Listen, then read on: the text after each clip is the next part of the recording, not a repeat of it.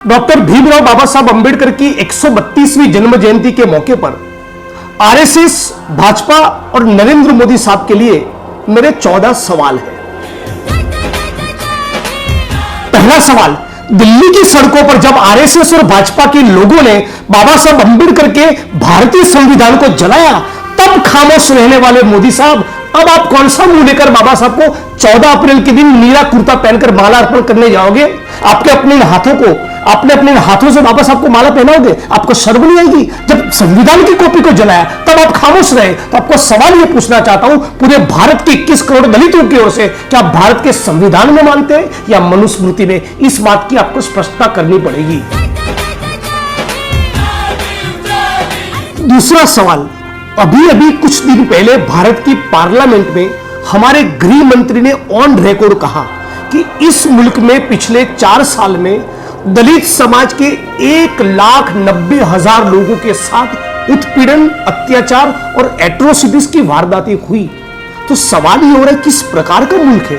मोदी साहब, आप तो कह रहे थे कि अच्छे दिन आएंगे, आप तो ये कह रहे थे कि मुझे बाबा साहब अंबेडकर के लिए बहुत लगाव है, आप तो ये कह रहे थे कि दलित मेरे भाई है, आप तो ये कह रहे थे कि सबका साथ सबका विकास। आपके आरएसएस के लोग सामाजिक समरसता का ढिंढोरा पीट रहे हैं। तो बावजूद उसके 4 साल के दौरान ही इस मुल्क में 1,90,000 दलित उत्पीड़न की वारदातें होती।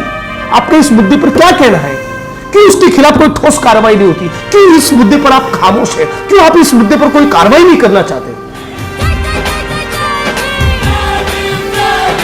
तीसरा सवाल मोदी साहब आपसे पूछना चाहता हूं, ये 1,90,000 एट्रोसिटीज की दलित उत्पीड़न की वारदातें हुई, लेकिन आप उसमें से एक भी पीड़ित परिवार को मिलने के लिए गए? हाथरस की बेटी के साथ जो हुआ वो पूरे मुल्क और पूरी दुनिया ने देखा। आप उसके मां बाप के आंसू पोंछने के लिए गए? आप तो कुत्ते के मरने पर ट्वीट करते हैं, लेकिन 1,90,000 में से एक भी ऐसी घटना नहीं जब आप दलित परिवार के आंसू पोंछने के लिए गए। तो किस मुंह से आप कहते हैं कि मैं बाबा साहब अंबेडकर के विचारों में मानता हूं? आप जब गुजरात के मुख्यमंत्री थे तब भी कभी एक भी दलित परिवार की मुलाकात नहीं ली। आप जब भारत के प्रधानमंत्री बन चुके हैं तब भी जीवन में कभी आप एक भी दलित एट्रोसिटी के परिवार की मुलाकात नहीं ले रहे। ये किस प्रकार की संवेदनशीलता है? सवाल नंबर 4, मोदी साहब, आपने कर्मयोगी नाम की किताब में लिखा है कि सफाई कर्मियों को सफाई काम करने में आध्यात्मिकता का आनंद मिलता है।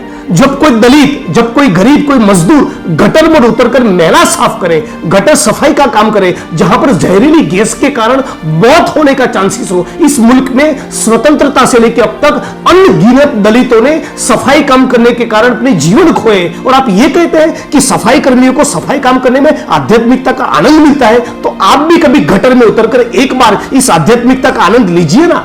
गुजरात में अभी हाल ही में 15 दिनों में 5-7 सफाई कर्मियों की गटर में उतरने के कारण, जहरीली गैस के कारण मौत हो गई।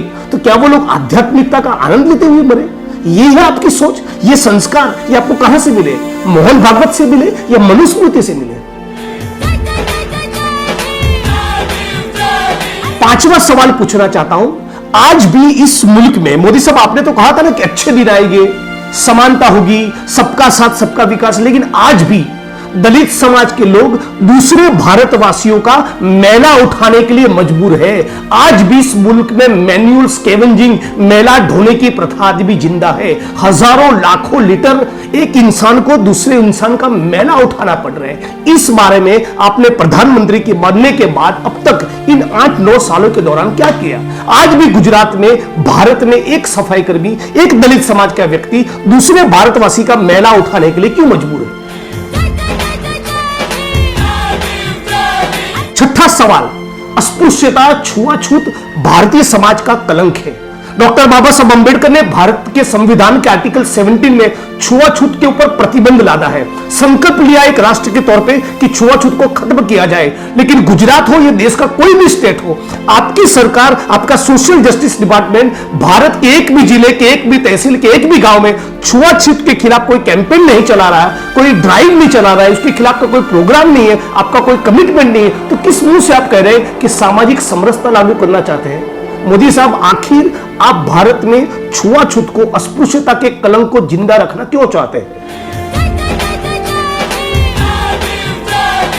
7वां सवाल, मोदी साहब, आपने बाबा साहब अंबेडकर की स्मृति में पंच तीर्थ का निर्माण करने की बात कही थी। महू, जहां बाबा साहब अंबेडकर का जन्म हुआ, लंदन जहां पर उन्होंने पढ़ाई की, दिल्ली उनके महापरिनिर्वाण की जगह, बंबई जहां पर चैत्य भूमि उनकी स्मृति में बड़ा स्मारक है, नागपुर की दीक्षा भूमि, इन 5 जगहों को आप डेवलप करने वाले थे, लेकिन आपने तो बना दिया नई पार्लियामेंट का भवन। 800-900 करोड़ रुपया नई पार्लियामेंट के भवन के निर्माण के लिए है, लेकिन बाबा साहब की स्मृति के पीछे खर्च करने के लिए आपके पास कोई पैसा नहीं। और वैसे भी आप किस मुंह से बाबा साहब की इन स्मारकों का निर्माण करने चाहते हैं? आरएसएस और भाजपा के लोगों की तो परंपरा रही है कि गांव में, तहसीलों में, जिलों में, शहरों में बाबा साहब अंबेडकर के स्टैच्यू को तोड़ने की भाजपा के लोगों की तो परंपरा रही है। इसलिए कहना चाहता हूं, आप वैसे भी आरएसएस की मनुस्मृति की सोच में मानते हैं, तो बाबा साहब अंबेडकर के नाम पे जो भवन है ना, जो स्मृतियां है ना, उनको रिनोवेट करने के बजाय बेहतर है आप आरएसएस के हेडक्वार्टर की मरम्मत में ही लगिए। यही आपकी पर्सनालिटी, यही आपकी विचारधारा को सूट करता है।